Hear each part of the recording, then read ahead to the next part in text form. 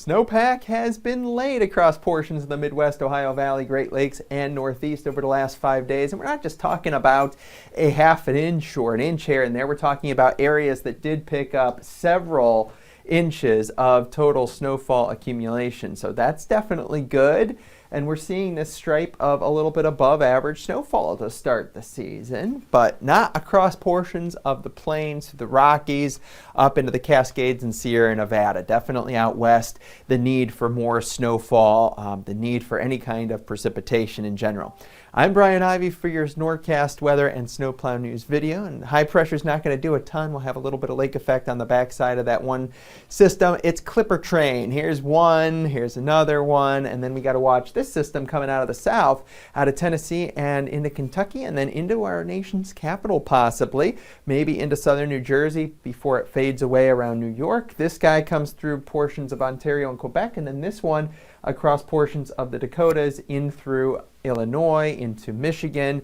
That'll be a developing low pressure system as that swings off towards the south and east, with more activity off across Montana back in towards areas of the mountains. And this one could produce a little bit more in the way of snowfall there. So as we continue with the future cast, it'll eject out into the middle portion of the country, get another big shot of cold air. You could see a lot of activity back towards the Pacific Northwest, lake effect ongoing at times into the weekend as we go throughout portions of your Sunday. There'll be this system to potentially monitor. Got to keep a close eye on how that could come together. At this point, doesn't look like a big deal, but it's far south for what we would probably typically see for this early in the season. And then maybe another clipper or two back into portions of the upper Midwest and Great Lakes. It's a very active clipper train, but these aren't bringing a ton of moisture and nothing heavy, a snowfall accumulation. Nothing over the next week. Looks like it's a big organized heavy winter storm at this point, but it's certainly active at times. There's no several days of dry weather coming up.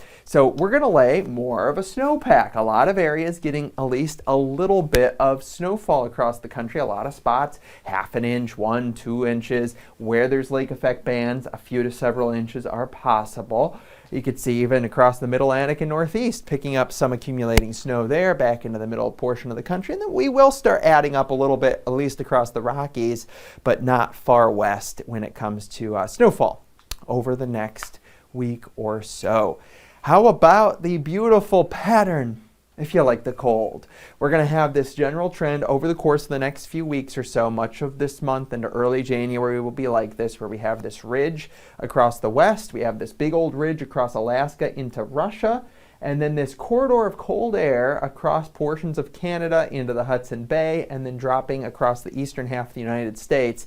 That's where that cold weather train with troughing looks to set up kind of over and over again. As you can see here, not much of a change in the overall pattern with the burr settling on in, and not a ton of fluctuation for the most part. Multiple lobes of Arctic air and a little bit of the polar vortex disruption coming on in across portions of the plains into the east until we get into the middle portion of the month, and there will actually be a milder period that breaks out and tries to erode this, but probably only briefly.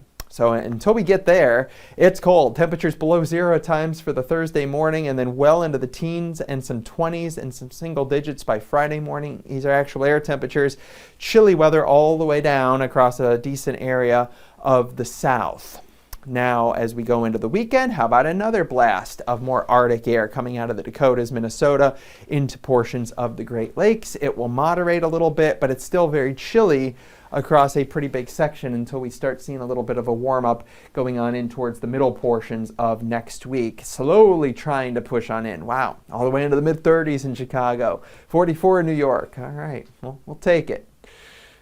Little bit of improvement, but when you look at the wind chills, wow, yeah, very cold, midwinter cold across the plains into the Midwest, portions of the Great Lakes, Montreal, Buffalo, New York even, very cold weather through the next few mornings or so.